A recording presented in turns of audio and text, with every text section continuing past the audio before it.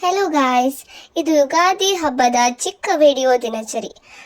ಬೆಳಿಗ್ಗೆ 6 ಗಂಟೆಗೆ ಎದ್ದು ಫ್ರೆಶ್ ಅಪ್ ಆಗಿ ಟಿಫಿನ್ಗೆ ಇಡ್ಲಿ ಮಾಡಿದ್ದೆ. ಟಿಫಿನ್ ಆದಮೇಲೆ ಅಂಗಳ ತೊಳೆಯೋಕೆ ಹೋದೆ.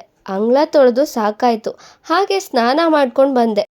ನನ್ನ ಅಕ್ಕನ ಮಗಳು ಸಣ್ಣ ಪುಟಾಣಿ ದರ್ಶಿನಿ ಪುಟಾಣಿನ ತಿಂತಾ ಇದ್ಲು.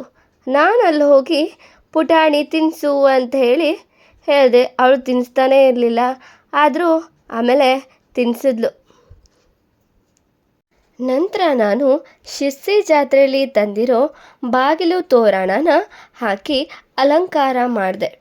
ಇದೊಂಥರ ಸೂಜಿ ಮಲ್ಲಿಗೆ ದುಂಡು ಮಲ್ಲಿಗೆ ಥರನೇ ನಿಜ ಅನ್ನೋ ಹಾಗೆ ಅದು ಅಷ್ಟು ಚೆಂದ ಕಾಣಿಸ್ತಾ ಇತ್ತು.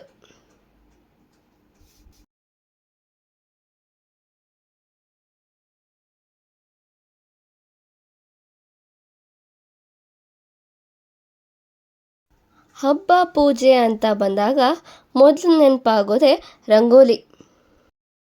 ಹಾಗೆಯೇ ತುಳಸಿ ಕಟ್ಟೆ ಮುಂದೆ ಕೂತ್ಕೊಂಡು ರಂಗೋಲಿ ಹಾಕೋಕ್ಕೆ ಸ್ಟಾರ್ಟ್ ಮಾಡಿದೆ. ಸುಮಾರು ಅರ್ಧ ತಾಸಿನ ನಂತರ ರಂಗೋಲಿ ಕಂಪ್ಲೀಟ್ ಆಯಿತು. ಹಾಗೆ ರಂಗೋಲಿ ಇನ್ನಷ್ಟು ಚೆಂದ ಕಾಣಿಸ್ಲಿ ಅಂತ ಹೇಳಿ ನಾನು ಆ ರಂಗೋಲಿ ಮಧ್ಯದಲ್ಲೊಂದು ದೀಪ ಇಟ್ಟೆ.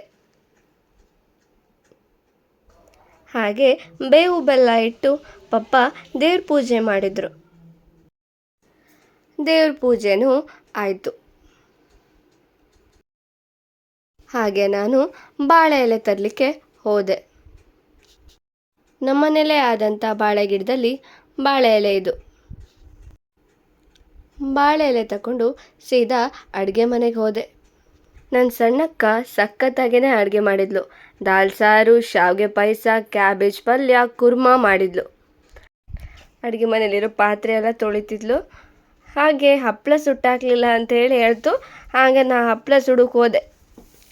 ಅಂತೂ ನಾನು ಹಪ್ಪಳವನ್ನು ಸುಟ್ಟೆ. ಎಣ್ಣೆಲೆಲ್ಲ ಕರಿಯೋದಿಲ್ಲ, ನಾವು ಹಪ್ಪಳನ ಸುಡೋದೇ. ನಾಯಂತೂ ಸೋಫಾ ಮೇಲೆ ಹಸು ಹಾಕೊಂಡು ಕೂತ್ಕೊಂಡಿತ್ತಾನ. ಹಾಗೆ ನಾವು ಊಟ ಬಡಿಸಿದ್ರು. ನಮ್ಮ ಆಯಿ ಅಪ್ಪ ಎಲ್ಲ ಕೂತ್ಕೊಂಡು ಊಟ ಮಾಡಿದ್ರು. ನಾನು ನಮ್ಮ ಅಕ್ಕ ಸೇರಿ ಊಟ ಮಾಡಲಿಕ್ಕೆ ಶುರು ಮಾಡಿದ್ರು. ಅಡುಗೆ ಅಂತೂ ತುಂಬಾ ರುಚಿಯಾಗಿತ್ತು. ಈ ಯುಗಾದಿ ಎಲ್ರಿಗೂ ಕೂಡ ಖುಷಿಯನ್ನು ತರಲಿ ಅಂತ ಹಾರೈಸ್ತೀನಿ. Thank you guys. ನೆಕ್ಸ್ಟ್ ವಿಡಿಯೋಲಿ ಸಿಗ್ತೀನಿ. ಬಾಯ್ ಬಾಯ್.